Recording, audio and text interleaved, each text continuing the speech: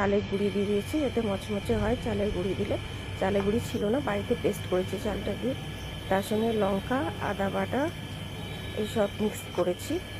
একটু চিনি দিয়ে দিয়েছি, একটু গোটা জিরেও দিয়েছি।